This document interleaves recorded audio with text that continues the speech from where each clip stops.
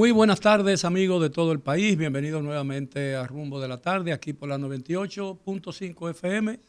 Soy Miguel Guerrero, estoy muy agradecido de su atención, como todos los días de lunes a viernes a partir de esta hora.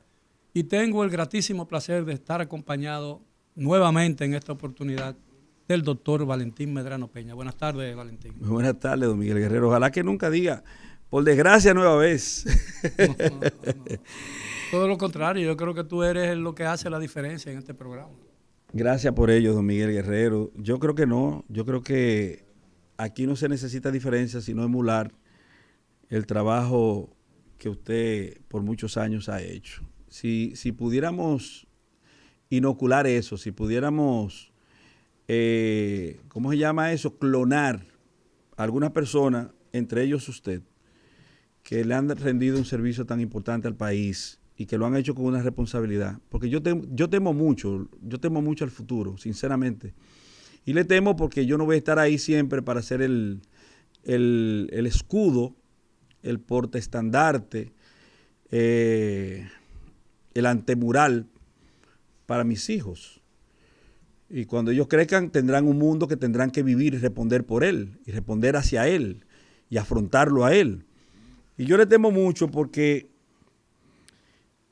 yo sigo como maquinando y retomando y reiterando el tema de las traiciones y las deslealtades. A mí me preocupa porque llegará un momento en que no tendremos patria porque hay gente que se va a vender al mejor postor para no defender los mejores intereses nacionales. Yo recuerdo que una vez aquí se estaba ofreciendo todos los cuartos de chanflín, excúseme la expresión, en ese momento para comprar la bahía de Samaná.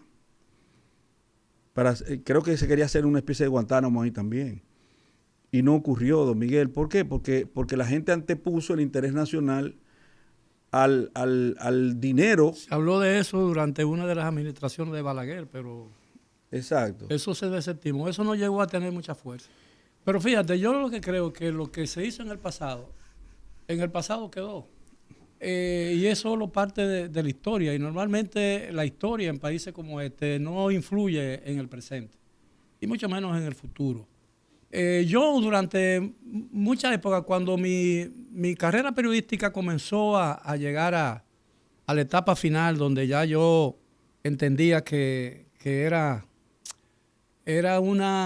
casi una rememoranza, yo me sorprendía y a veces me frustraba por el hecho de yo ver que muchos jóvenes escogían para descollar en el periodismo el camino más fácil. El camino más fácil y el camino más corto. Y por eso muchos de ellos cayeron en el trayecto, porque cuando tú sales de ese camino, queda muy mal orientado. Entonces, también me frustra el hecho de que a veces yo entendía que el tipo de ambiente periodístico y el periodismo que yo hacía en una época tenía que seguir dominando el periodismo de hoy en día. Y me he dado cuenta mucho tiempo después de que el periodismo sirve lo que la audiencia quiere. Y la calidad no juega ningún papel ahí. Entonces, la gente le gusta el ruido, la gente le gusta hasta cierto punto la grosería, porque hay una idea, es más fácil identificarse con el ruido y la grosería que con un buen modal.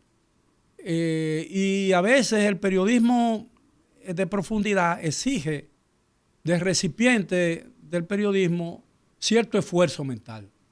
Y la gente no está dispuesta a hacer ese esfuerzo mental. Entonces estamos pagando la realidad de nuestra época. Y por eso normalmente en algunos medios se triunfa y se adquiere notoriedad. La gente se hace viral ahora. Yo creo que yo le tengo mucho miedo a lo viral porque mucha gente murió por el virus. Claro. Por el virus. Entonces, pero hace tendencia y la gente puede hacer cualquier tendencia y la gente está... si tiene que arrastrarse y tiene que trepar, trepa y se arrastra para hacerse viral o hacer tendencia. Yo siempre he dicho a los políticos cuando me preguntan, yo dije, mira, yo no tengo ningún consejo que darle a nadie, pero si tú quieres hacerte una tendencia o hacerte viral, orínate en el Parque Independencia a una hora donde haya mucho tráfico. Yo te garantizo que tú te vas a hacer viral y te vas a hacer Yo te conté un día, yo no sé si tú te recuerdas, que yo me encontré con un amigo mío que es un gran publicista todavía. Yo tenía mi propio programa, ya yo no tengo programa. A mí me pagan por participar en programas. Y él en una recesión en que coincidimos, fue y se me acercó, me dio un abrazo. ¿Cuánto tiempo que no te veía, Miguel? Que sé yo qué. Quiero felicitarte por el trabajo que tú estás haciendo en la televisión. Y después que él me dijo muchísimas cosas a favor, yo le dije, tú te estás burlando de mí, ¿verdad? Y me dice él, ¿por qué tú me dices eso? Yo digo, porque tú tienes la mayor publicitaria de este país, tienes las mejores cuentas publicitarias y tú nunca me has colocado un anuncio en mi programa. Le dije, ¿no? Y entonces me dijo, ¿tú quieres $1,000,000 en anuncios? Y yo, pues claro que lo quiero, yo vivo de esto. Y entonces me dice, ven mañana con pestaña postiza y ven con rolo. Y yo dije, no, ya me lo dijiste todo. Sí, eso es lamentable y deleznable hasta cierto punto porque es como una actitud acomodaticia la que usted establecía primero de los periodistas que buscan el camino más corto.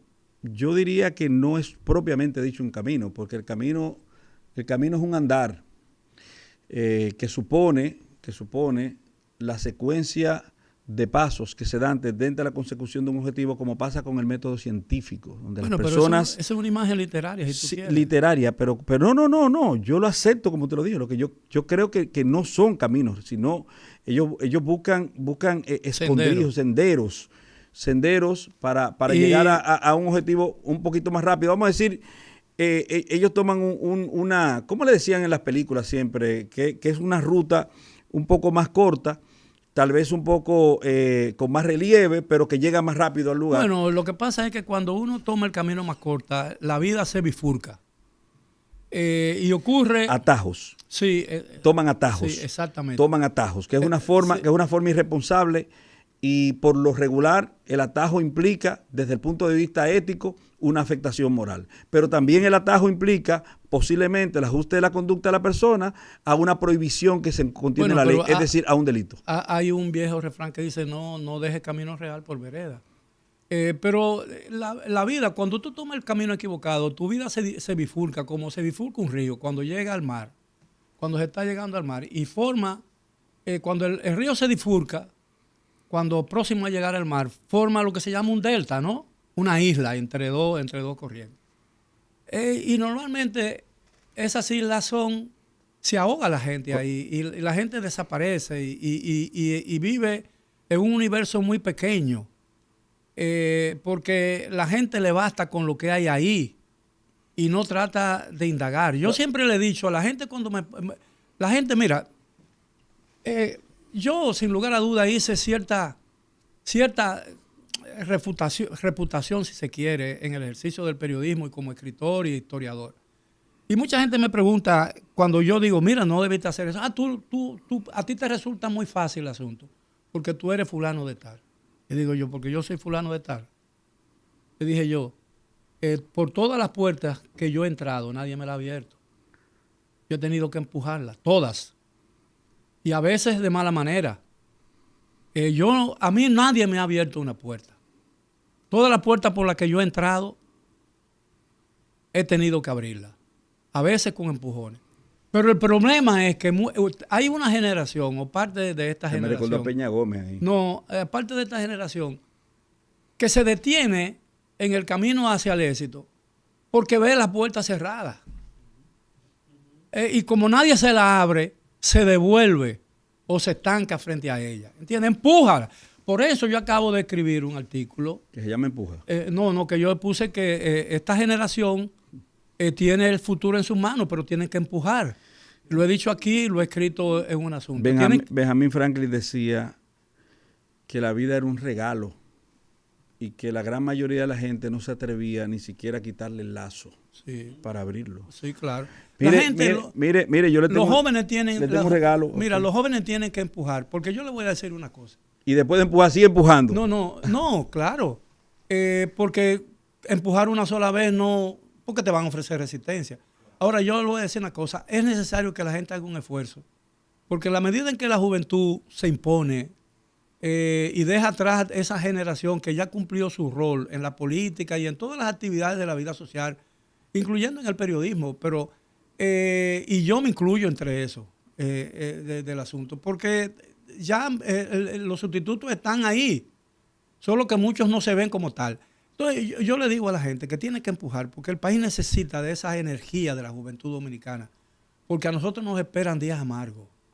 Nos esperan días amargos en la política y en la economía. El país está al borde de una gran crisis económica. Y esa crisis se va a acelerar por una sencilla razón de que este gobierno no se puede dar el lujo de perder las elecciones y hará cuantos esfuerzos estén en sus manos para ganarla, en primera o en segunda vuelta. Pero si tiene, es tarde ya. No, si tiene que, oye, bueno, pero déjame, ¿cuál es mi opinión? Sí. Si tiene que llevarse de por medio a medio país la economía consigo, lo va a hacer. Nada más hay que leer el extenso artículo de 2 páginas que publicó este jueves, creo que fue el jueves, o el jueves pasado, o el viernes, o el sábado, no recuerdo el día. Ahora, cuando es que sale en el Caribe, yo lo leo siempre, porque es imposible dejar pasar un artículo de Andy Dawager. Porque es un maestro de la economía dominicana. ¿Cuál puede ser? Donde él decía que había que pasar las cuentas del Banco de Reserva, del Banco Central, la deuda del Banco Central a Hacienda. A la Hacienda, Hacienda. Sí. Okay. El que lee ese artículo se da cuenta de que el país está al borde de una gran crisis económica. Y que apenas nos quedan poco espacio. Y el mal gasto que va a haber en esta campaña electoral. Que van a tirar la economía y la casa por la ventana. La oposición y el gobierno. El país no va a salir endeble de ese proceso electoral. Aquí nos esperan días muy amargos. Y otra cosa, porque la oposición no hace su papel. La oposición no está haciendo su papel. La oposición, lo que están haciendo, los líderes de la oposición, lo que están haciendo es tratando de reposicionarse y mejorar su condición. Mira, para darte un ejemplo, el país entró uno de los más grandes escándalos y de ataques al gobierno. Ocurrió el sábado funesto de las fuertes lluvias, en que el revestimiento del muro de un soterrado mató a 9 personas. Toda la opinión pública dominicana se volcó sobre eso porque había un problema de diseño, porque alguien dijo que eso había que revisarlo cuando se construyó, pero eso ocurrió 24 años después de construida. Y fue el único muro que cayó, o revestimiento, porque el muro no cayó una parte del muro. Pero esas mismas aguas destruyeron el pavimento de una carretera que tenía 15 días de inaugurada. Y no ha habido una sola queja de la oposición política sobre eso. Usted me permite decirle algo ahí, en ese mismo punto. Mire, da mucha pena lo que está ocurriendo aquí con los medios de comunicación, pero da mucho más pena el hecho de que aquí no haya responsabilidad desde el Ejecutivo para asumir sus errores. Aquí nadie pide perdón, porque aquí llevamos el librito de Maquiavelo al dedillo, don Miguel, donde usted siempre tiene la razón y siempre tiene que buscar un culpable. Así ocurrió con 9 personas lastimera y luctuosamente desaparecidas, 9 vidas cortadas. Ese día lamentablemente luctuoso para toda la República Dominicana. ¿Y sabe qué? Buscaron la forma de echarle la culpa a terceros. Mire qué no ocurrió y mire cómo yo le demuestro a ustedes que el único culpable es el gobierno actual. Mire qué no ocurrió. No se nombró una comisión para investigar ese hecho. No se nombró a nadie para investigar ese hecho. Ya ellos cerraron, cláusula de cierre fue que fulano o mengano dijo tal cosa y ya. Y esas 9 personas que le siguen doliendo y le seguirán doliendo de forma sempiterna a sus familiares, a este gobierno no les importa en lo absoluto. Lo único que ellos querían era buscar un subterfugio, una forma de evadir responsabilidad. Y le voy a decir algo. El día 4, don Miguel Guerrero, 4 de noviembre de un año anterior, aquí, en este lugar, en este local, que se llama RCC Media, en su edificación, en la parte del parqueo, 18 vehículos fueron afectados por las lluvias de ese día. inclementes lluvias. 18 vehículos fueron ahogados prácticamente. Aquí, en este lugar. ¿Y sabe lo que hizo la administración de este lugar? La administración, presta y veloz, buscó los correctivos.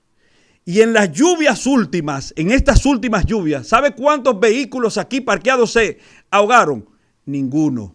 Entonces, fíjese la diferencia entre una persona o unas personas preocupadas por la salud de los demás, por la integridad de los demás, por las propiedades ajenas y otros que no les importa.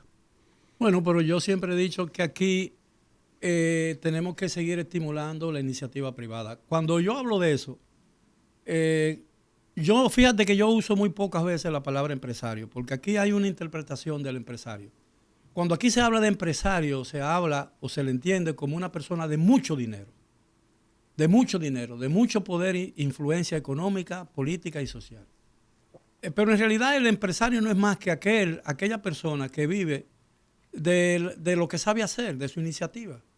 Y la gente, cuando se siente capaz de desarrollarse personalmente a través de su esfuerzo y de su capacidad, quisiera las menos regulaciones posibles. Entonces, el gobierno, aquí tenemos un gobierno débil en materia regulatoria y muy fuerte vendiendo habichuelas y vendiendo plátano cada vez que hay una crisis de abastecimiento. Pero aquí hay que dar lo suyo, don Miguel, porque usted me habla de, por ejemplo, de la iniciativa privada, y yo estoy de acuerdo con eso, pero yo nunca he visto un empresario que salga en momentos de catástrofe a auxiliar a las personas. Pero tú acabas de decir un ejemplo. No, pero espérese, esto es un asunto de preocupación, porque ahí hay un asunto de responsabilidad civil incluso que tenía que ser atendida, porque usted puede ser demandado, ¿entiende? Ahora bien, yo hablo de la insensibilidad del gobierno actual. Pero a la clase política hay que reconocerle, que por eso yo digo que no se puede ni se debe anatemizar a la clase política como lo hace o pretende hacerlo el presidente cuando le da la gana. A la clase política hay que respetarle, hay que reconocerle que todo lo bueno lo ha hecho la clase política. Que cuando una persona tiene una dificultad en la calle es la clase política que va. Que cuando hay una catástrofe, un siniestro, cualquier situación que afecte a la familia dominicana, es la clase política la que Valentín, bajo lluvia y bajo escombro buscando gente. Más nadie. Déjame decirte algo. Mira, yo entiendo eso y yo no denosto a la clase política. No, pero yo no dije usted, yo dije no. Le président. Bueno, pero te voy a decir algo. Pero yo creo que en una democracia real es una democracia que reconoce el rol de cada quien. El rol de cada quien. Y nosotros, el problema es que todos esos programas de asistencialismo, que en el fondo no lo son, porque no tienden a transformar a las personas ni abrirle un nuevo campo de oportunidades. Lo que hacen lo hace dependiente. Lo hace más dependiente. Sí, eso es verdad. Entonces, yo no creo mucho en esos programas porque tienen una temporalidad verdaderamente reprobable. Entonces, en elecciones. Son oportunistas. Exactamente. Entonces, yo no quiero ver un país que cada vez que hay una tragedia, una cosa atmosférica, que la naturaleza nos abate, ver presidentes y gobiernos repartiendo cositas en la calle, auxiliando, dando clavos, cines y cosas. Eso es bueno en alguna necesidad. Pero aquí los gobiernos deben ocuparse en mejorar la educación, en crear escuelas que no representen peligro para los niños y que estén bien a las cosas, que los niños reciban alimentos adecuados en las escuelas, que haya hospitales que funcionen y que la gente cuando se enferme encuentre auxilio en un centro hospitalario. ¿Entiendes? Aquí tú vas con una tarjeta de un seguro y vas a un hospital público y tienes que estar 7 u 8 horas y te mueres. Una vez yo recuerdo, mire, yo no soy un menesteroso, tampoco soy una persona muy conocida, pero más o menos tengo amigos. Yo fui un día a una clínica, porque ese día no me sentía hace ya como 3 o 4 años. No me sentía bien y sentía como que la presión me había subido. Y yo me paré en camino de mi casa en una clínica muy prestigiosa del país. Y yo tuve 3 horas para que me lo atendieran. Y tuve que dar hasta mi acta de nacimiento. para que me pusieran un estetoscopio, una cosa de esa para medirme la presión.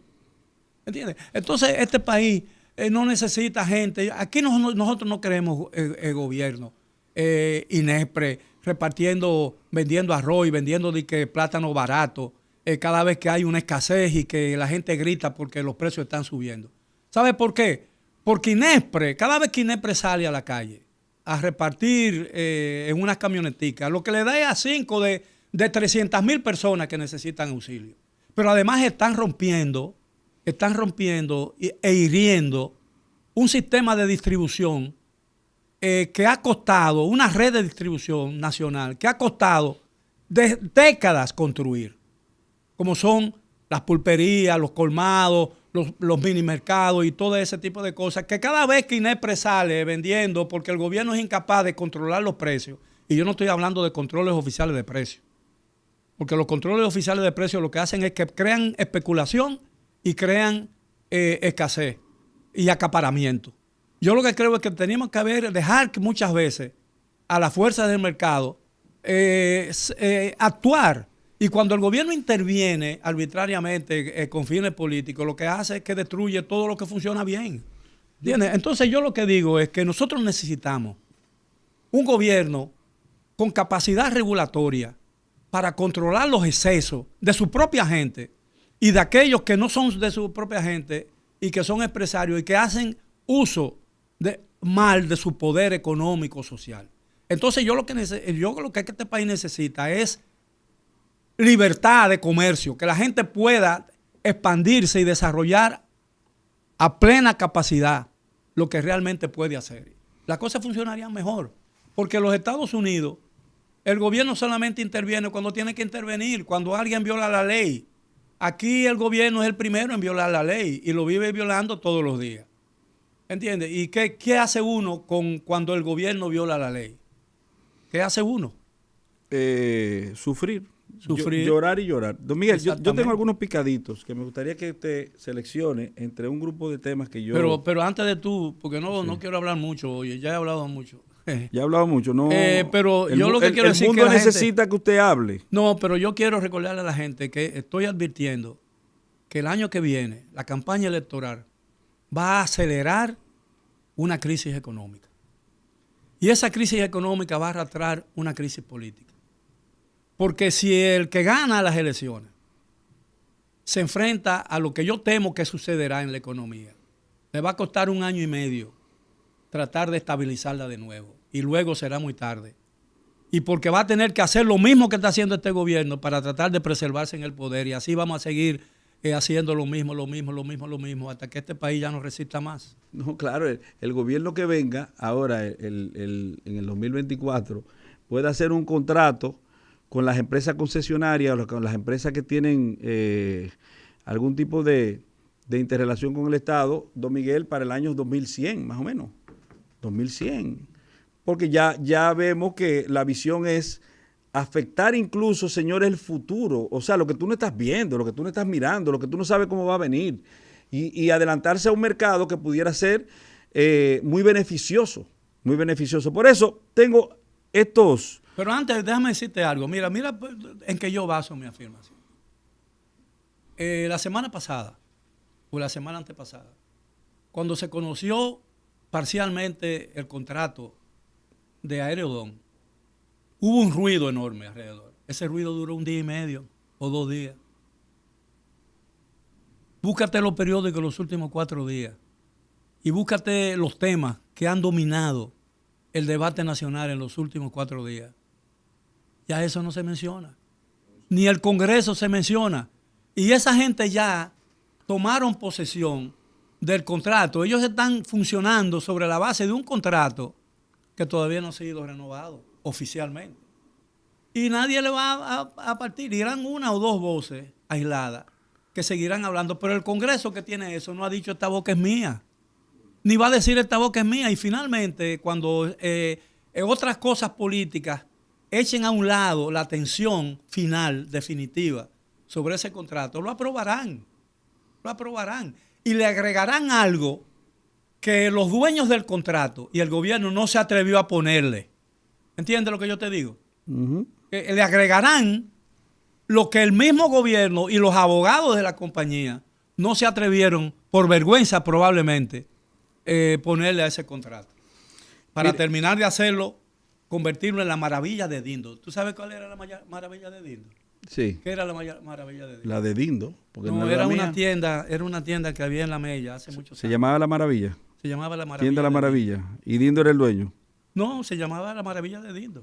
Mire, yo quiero, de ser posible, establecer, aunque en la segunda parte del programa me gustaría, don Miguel, que de alguna forma tratemos el tema de las elecciones del Colegio de Abogados rápidamente, sucintamente. Claro, eso es importante. Porque es un tema. Tuviste lo que yo dije, ¿verdad? Lo no, que yo escribí.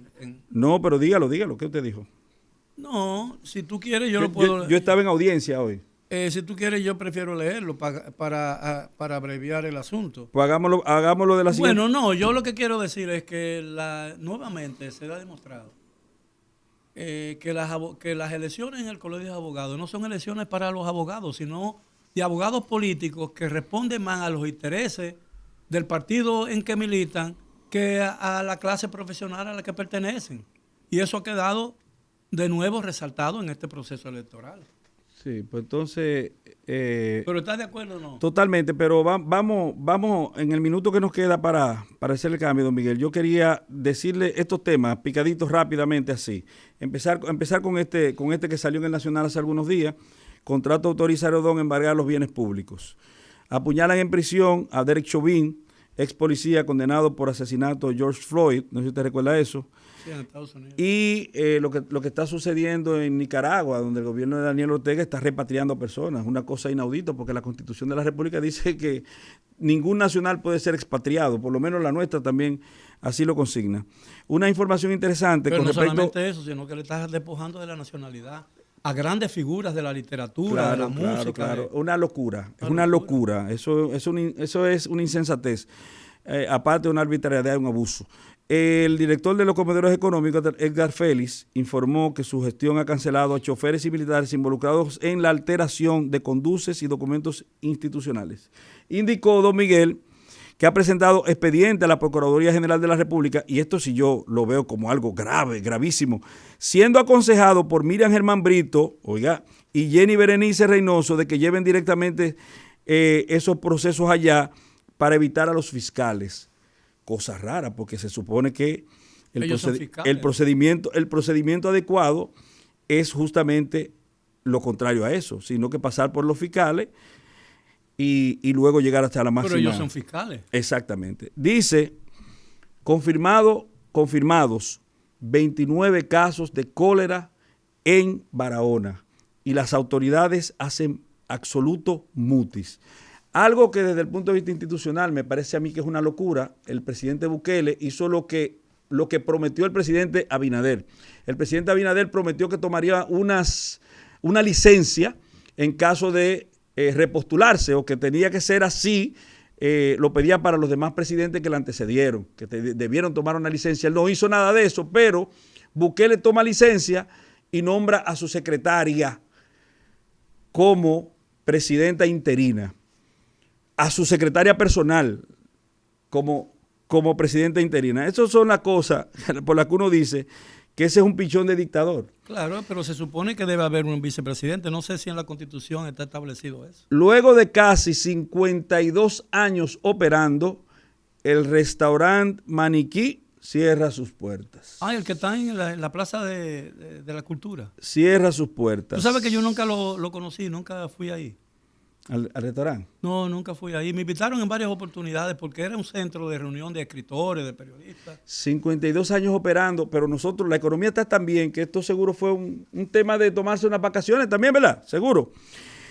Doña Milagros Ortiz Bosch dice, en respuesta a Abel Martínez, que se quejó porque el gobierno está politizando la selección de los, según Abel Martínez, de los futuros miembros del Tribunal Constitucional, dice, si Abel hubiese denunciado las veces que su partido designó jueces, otra fuera la situación de nuestra justicia. Es decir, que doña Milagro no está diciendo, no, eso es falso, sino está diciendo, ustedes hicieron lo mismo. Ustedes hicieron primero. Ustedes lo hicieron primero, así que nosotros reivindicamos ese derecho. Nosotros tenemos el derecho a hacer lo mismo que ustedes hicieron. Sí, claro. Señores, esta noticia que la tomé de Alfredo de la Cruz.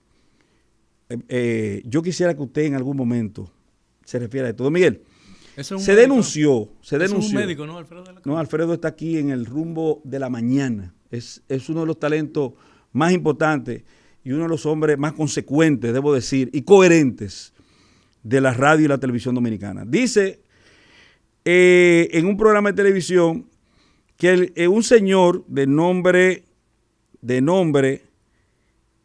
Catalino Correa Iciano, que fuera Contralor General de la República, tiene una empresa que se llama Correa Iciano, Inversiones Corgari, SRL. Pues Inversiones Corgari, de la que este señor, siendo funcionario, es el propietario del 42.2%. ¿Tiene un sufijo ese nombre, ese apellido? ¿Es sufijo? Sí. No. Usted que de su chiste, ¿eh? Este señor, presuntamente, debo decir presunto porque tengo que corroborar la fuente, dice, don Miguel, que siendo funcionario, hizo negocio de compras y contrataciones, adivine con quién, oye, esto es para morirse, yo me iba a caer, sinceramente yo me iba a caer para atrás. Oiga, Ministerio Administrativo de la Presidencia, José Ignacio Paliza, siendo Contralor, Cámara de Cuentas de la República Dominicana. Es decir, que esos funcionarios están haciendo negocio con el gobierno. Sí, oiga, Cámara de Cuentas de la República Dominicana, pero esta es la peor. Miren, cuando yo leí eso, yo dije, no, pero no puede ser posible, eso no puede ser posible, porque una persona que se empeña tanto en, excúseme la expresión, azararle la vida a la gente, porque ella presuntamente, desde el punto de vista ético, cometer un mínimo hierro y después darle continuidad a la persecución, no puede hacer esto. Dirección General de Ética e Integridad. Pero todos esos puntos va a ser muy difícil tratarlo en el poco tiempo que nos queda. No, ya vamos al cambio, porque el punto que yo quiero que tratemos, si se puede, es lo relativo al Colegio de Abogados. Bien, vamos a la pausa, regresamos después de ella. Continúen con Rumbo de la Tarde por la 98.5 FM.